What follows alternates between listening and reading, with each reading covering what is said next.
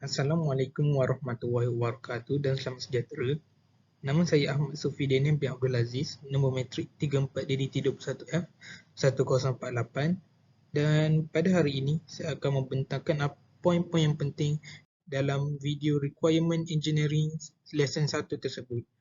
Berdasarkan video tersebut, kita akan belajar tentang perkara asas berkaitan Requirement Engineering. Requirement engineering ini selalunya dapat dilihat pada perjalanan projek kita dari framework ke stakeholder kita ke maintenance projek tersebut, dan dalam requirement asas ini dia terbahagi kepada dua requirement, iaitu natural language requirement dan modeled requirements. Dan bila kita gabungkan requirement tersebut, ia akan menjadi artifact based requirement engineering. Artifact based requirement engineering ini adalah untuk melihat, memvisikan goal kita, mendapatkan future stakeholder lagi dan mengkonstrainkan requirement projek kita. Jadi konklusinya, apa yang kita boleh belajar dari requirements ini adalah cara untuk buat requirement tersebut, mencari requirement tersebut, menulis requirement tersebut, mendokumentasikan requirement tersebut, membuktikan requirement tersebut, menunjukkan requirement tersebut kepada stakeholder kita. Untuk requirement engineering section kedua pula, kita akan pecahkan requirement tersebut. Jadi pada mula-mula RE tersebut, kita ada software engineering. Dan software engineering ini kita akan pecahkan kepada 6 perkara. Iaitu yang pertama, requirement engineering. Yang kedua, design. Yang ketiga, implementation. Yang keempat, testing. Yang kelima, deployment dan installation. Dan keenam, maintenance dan evaluation. Tapi ini kena ingat, 6 perkara tersebut hanya sekadar abstrak untuk perkara yang kita akan bina. Kemungkinan semasa proses kita buat projek, bila kita sampai testing, kita terlupa untuk adakah projek kita ni serupa yang diingini untuk stakeholder atau klien. Jadi kita kena patah balik semula ke RE dan cek semula ke design dan semula ke implementation, testing dan sampai ke deployment dan maintenance. Paling umumnya, ada fasa utama dalam software engineering ini. Yang pertama, requirement elicitation, iaitu keperluan atau isu yang dihadapi oleh stakeholder tersebut. Yang kedua, requirement analysis, konflik atau kepastian projek yang kita akan bina. Yang ketiga, requirement documentation,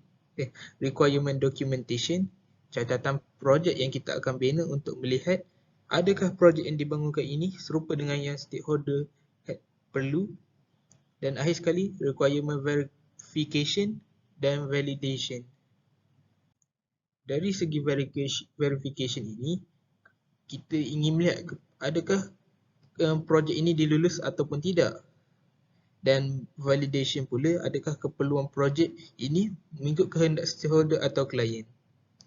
Contoh lain untuk susunan SE ini iaitu Twin Peak, yang di mana requirement engineering ini bermula dari sistem ke sistem design dan ke subsystem dan seterusnya.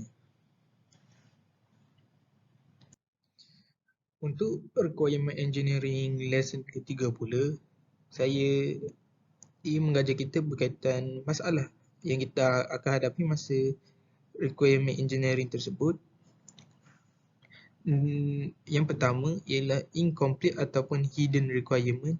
Kalau dari segi incomplete tu, kita mungkin tidak mencukupi, macam kita tidak cukup pertanyaan yang kita tanya dekat klien, ataupun klien tersebut tidak memberitahu isu-isu lain berkaitan projek yang kita akan buat.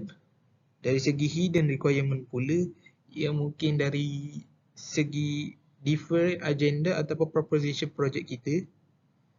Yang kedua pula, inconsistent requirement. Yang ketiga, terminology. Yang keempat, unclear responsibility. Yang kelima, communication problem. Ya, seperti kaum berbeza ataupun kesefahaman terhadap kita dan grup kita tidak uh, sama. Yang keenam, moving target, iaitu klien mengubah fikiran seperti klien ingin klien ingin menambah sesuatu benda ataupun ingin sistem yang lain pula. Yang ketujuh pula, technically unfeasible requirement. Macam kita tak boleh jangkakan apa yang requirement klien inginkan. Yang ke-8, stakeholder don't know requirement from previous solution. Dan yang ke-9, under-specified requirement. Seperti adakah produk tersebut menepati kehendak klien? Seperti itu. Dan last sekali, unclear, unmeasured dan non-functional requirement. Yang di mana mungkin macam sebagai contoh, stakeholder tersebut ingin sistem mereka laju. Tapi bagi kita tak pasti laju tu macam mana. Macam laju dari segi optimization ke ataupun laju dari segi managing database, seperti itu. Untuk untuk requirement engineering lesson keempat pula, kita akan pergi ke generic process model, yang di mana kita akan membentuk sesebuah projek tersebut. Dalam proses model ini, kita dapat 5 model tersebut dan saya akan menerangkan satu persatu proses model tersebut. Yang pertama, kita ada roles and responsibility, yang di mana sebagai contoh, sekiranya saya membina sebuah projek ni, saya akan rolekan satu staff saya. Sebagai contoh, saya rolekan staff saya kepada draft quality requirement, yang di mana dia perlu review semula requirement tersebut dan dia perlu dia perlu tanda tangani requirement tersebut untuk pengesahan. Dan seperti mana yang anda lihat pada pernyataan perlu direview dan perlu ditanda tangan tersebut, itu adalah responsibility role staff tersebut. Tools pula di mana ia akan membantu saya membangunkan sesuatu sistem. Sebagai contoh, mungkin sistem saya itu memerlukan requirement database, ataupun kalau dari segi macam company besar, mereka menggunakan paparan versi ringkas ataupun simplified version spreadsheet. Yang ketiga, artifact, yang di mana artifact ini adalah membantu kita untuk mencari apa sistem kita perlu require. Sebagai contoh, quality requirement. Dan yang keempat pula, activity dan method. Activity dan method ni pula yang saya telah terangkan sebentar tadi, yang di mana requirement engineering dan soft engineering, di mana perkara 1 sampai 6 tersebut dan 4 fasa utama untuk software engineering itu merupakan method yang diperlukan untuk membangunkan sistem kita. Ataupun sekiranya anda ingin research yang lain, saya boleh beri contoh, iaitu NFR framework yang wujud pada tahun 2007. Dan akhir sekali, milestone.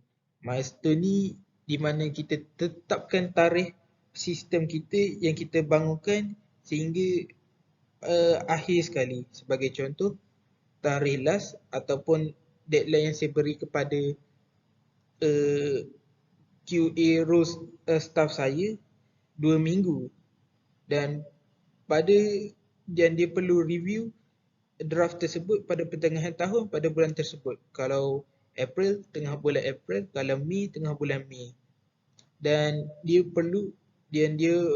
projek tersebut perlu di draft sebelum akhir bulan tersebut.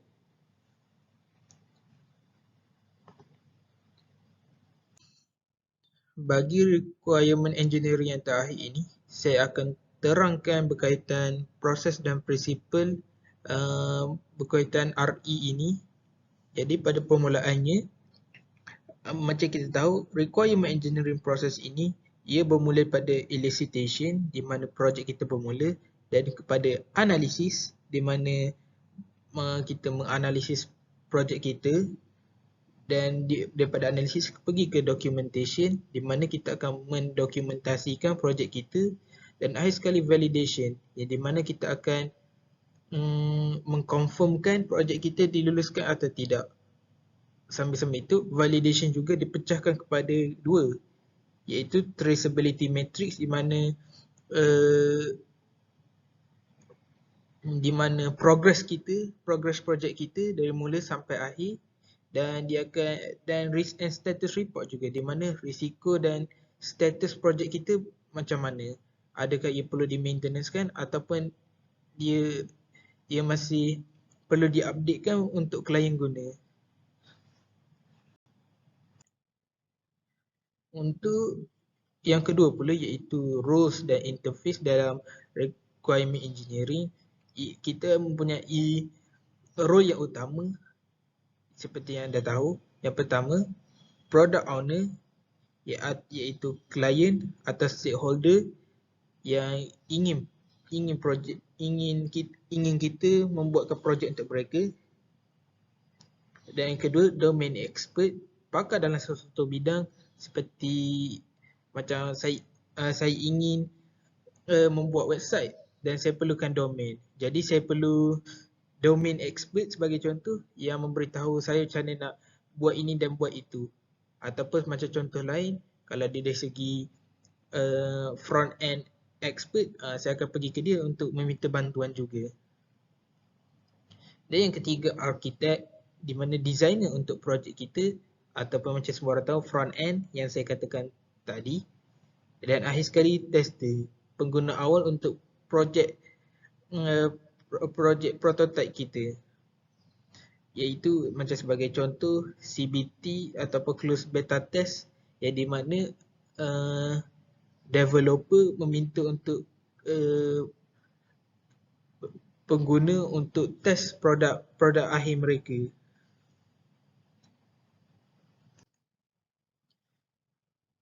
Result of RE ini selalu digunakan dalam budget calculation, project planning ataupun test plan, coordination between stakeholder, contract negotiation and assignment, design, implementation and integration, verification and acceptance within quality assurance, system or user documentation, dan akhir sekali future development evolution. Ini saya memberi sepintas lalu sebab ini contoh.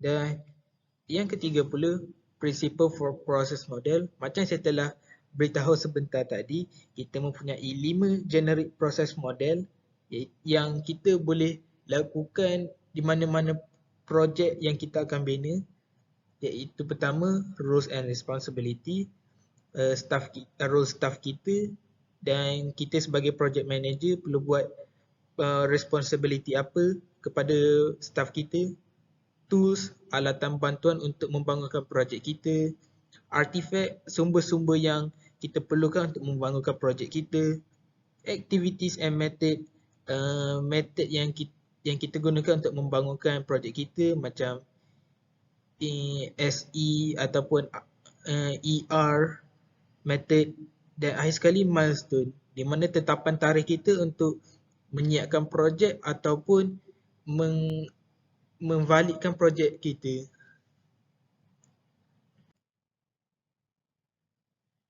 Yang keenam pula, principle activity orientation dan principle artifact orientation.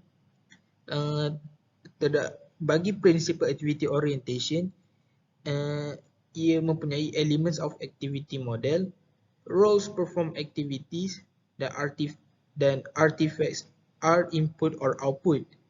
Bagi principle artifact orientation pula, elements of the artifact model, roles responsible for result, artifact have dependency, activities serve exclusively for planning and elaborating result. Bagi dua prinsip ini, mereka mempunyai hampir serupa prinsipal. Tetapi apa perbezaan dua prinsipal ini? Bagi orientation, dia fokus kepada method dan interdependency orientation tersebut. Jadi ia lebih kepada progress dan pergerakan kita. Kalau dari segi artifact pula, dia fokus on artifact and interdependency. Jadi kalau dari segi artifact pula, dia memerlukan sumber yang kita ada dan gunakannya secara meluas. Bagi orientation artifact, mereka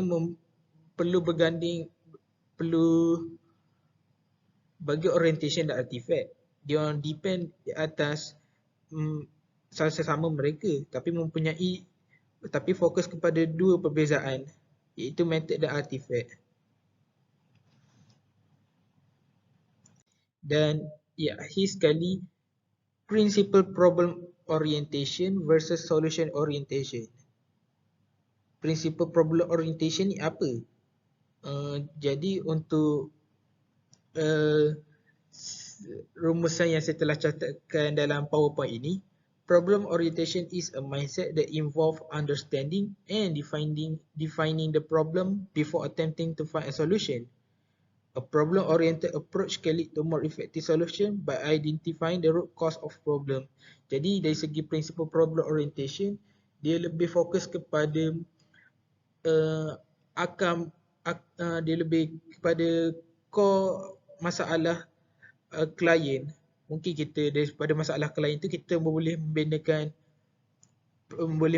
projek untuk mereka. Kalau dari segi principle solution orientation pula, solution orientation is a mindset that involves immediately looking for a solution to a problem without first fully understanding the problem itself. A solution orientation approach can be used when time is of the essence, but it can also lead to superficial solutions that do not address the underlying cause of the problem. Dari segi solution orientation pula, dia seperti problem orientation, tapi dia terus ke solusi terlebih dahulu dan tidak memikirkan masalah yang dihadapi oleh klien ataupun stakeholder. Sebagai contoh, macam produk Apple, mereka membuat satu device di mana kita tidak tahu pun stakeholder akan berminat. Tapi selepas Steve Jobs mengumumkan produk keluaran Apple, orang stakeholder terus memerlukan produk Apple tersebut. Itu yang contoh yang saya boleh beri berkaitan principle solution orientation.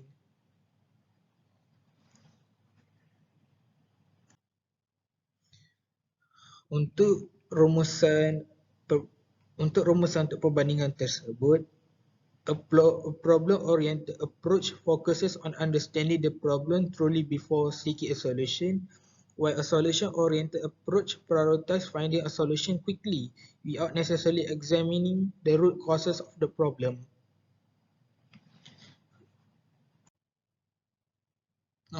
Itu sahaja daripada saya. Sekiranya ada apa-apa maklumat saya tertinggal ataupun maklumat yang saya tersalah beri, anda boleh tinggalkan komen di bawah, dan sekiranya anda suka berkaitan ilmu yang saya beri kepada anda boleh tekan butang like dan subscribe untuk memajukan channel saya. Saya rasa itu sahaja daripada saya. Nama saya Ahmad Sufi Daniel. Assalamualaikum.